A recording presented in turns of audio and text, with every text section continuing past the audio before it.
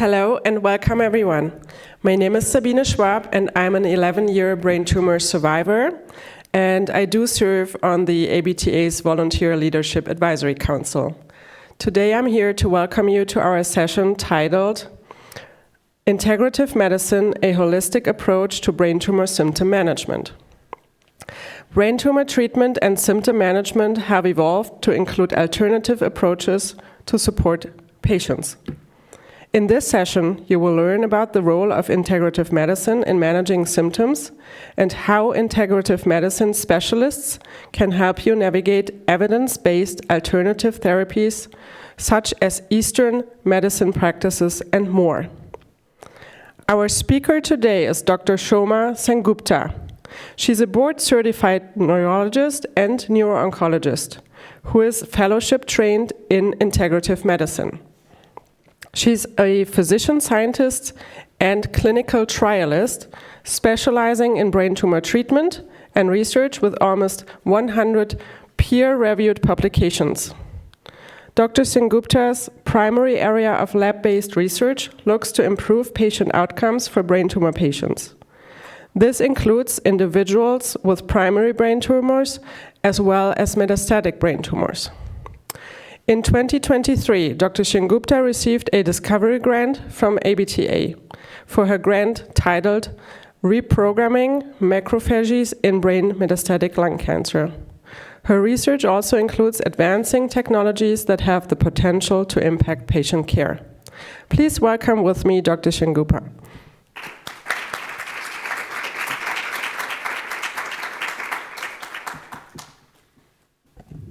Well, thank you everyone for joining. And one thing you'll notice on your tables is little baggies. And those baggies are little gifts for you guys. There's lavender pillows in them and some tea if you would like it. Okay? And what I want to say is it's always lovely collaborating with the American Brain Tumor Association. And I'm not going to go through the disclosure and support slide too much, but just having that up, okay? And this is supposed to be informal, so even though I'm on a podium, ideally I would like it to be a bit more fluid, and there are a lot of you online. Please feel free to ask questions. I like questions, okay? So this is a sculpture of Rodin's Thinker. And the question always comes up between you and your neuro-oncologist or other clinical provider to take a supplement or not to take a supplement. The question is, are there interactions? Who do I discuss this with? Because often your clinical provider will say, well, I don't really know if it interacts with my drug, with your drugs or not. And many pharmacists in the oncology space won't do this kind of review either. It's doable, but they don't do it. And the other thing is, in this era of being efficient and generating revenue for the healthcare systems, neuro-oncologists often don't have the time, even if they'd like to. So I'm a huge animal lover, and I have, amongst other things, 2 cats. And they really know how to sleep.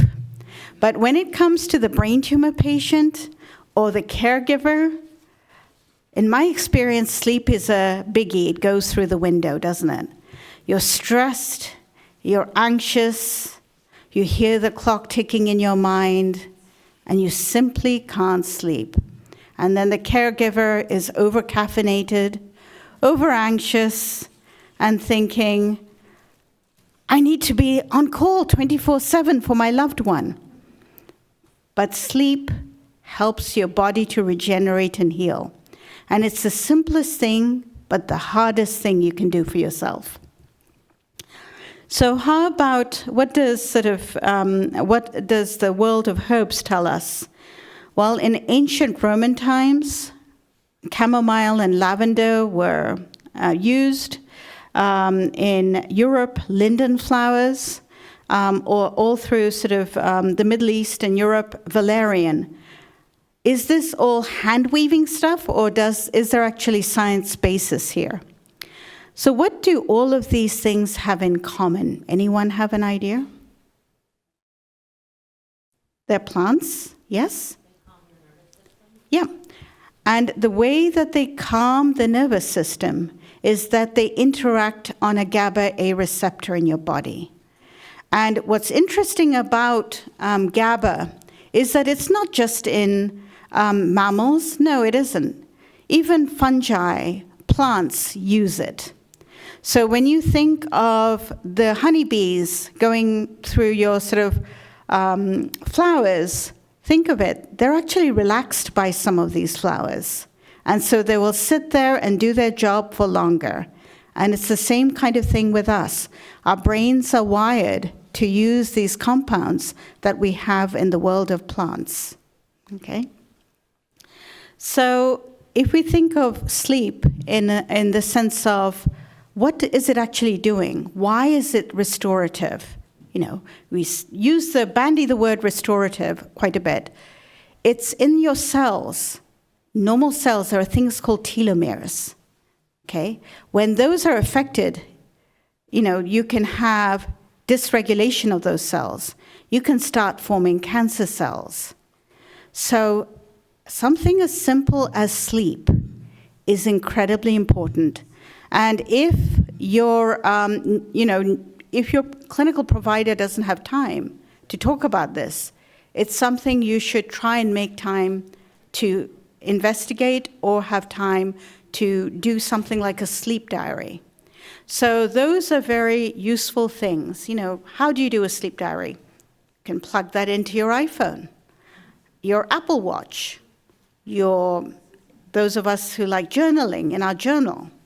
Okay, what was the quality of your dreams? Did you feel refreshed after it? Are you waking up with sweats and nightmares? Those kind of things are important. How are you taking caffeinated beverages? Are you taking them after 1 p.m. when your circadian rhythm could be affected? Okay, and is all caffeine bad for you? The answer is no, because caffeine can help some kind of headaches. And we're seeing more data coming out that it could be preventative in things like Parkinson's. We don't know to what extent, but it's not all bad. So using caffeine in a way that's sensible might be the way to be. But then having your sleep hygiene in place is important.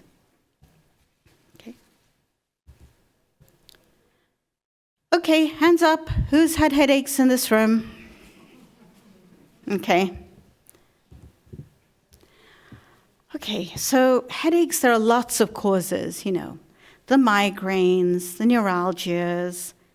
In brain tumor patients, you can have swelling, edema, and that causes raised pressure, and then you have vomiting, and, you know, severe headaches. You could lose consciousness. And there are lots of strategies one can use. The one that has quite a bit of evidence base for brain edema right now is something that is quite an ancient plant resin, frankincense, also known as boswellia. Joshua Palmer at the Ohio State and colleagues at the Cleveland Clinic, and I was involved in those studies as well, used boswellia for patients who'd received treatment for their brain metastasis, and using the supplement, we were able to reduce the need of steroids, which is huge. Okay, so I'm not saying that they came off steroids completely, some did, but we could reduce the doses. Why is this important? Because steroids have a ton of their own side effects.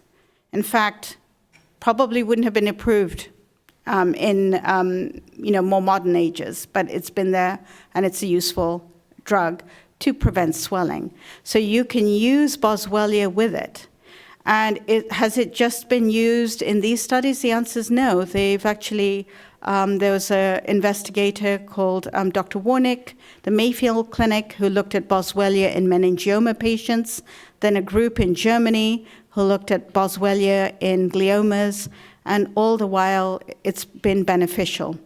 You might ask, why isn't it common practice all the time? Some clinicians use it. The thing is, it's very difficult to run a clinical trial with supplements. Okay? Who sponsors that trial? Okay? Also, magnesium. So those of you who love your piece of dark chocolate, could be good for you. It might have that caffeine and the magnesium. That's good for your headaches. The other thing is acupuncture, acupressure. If you know folk who can do that, super. It's used a lot in pediatric headache clinics.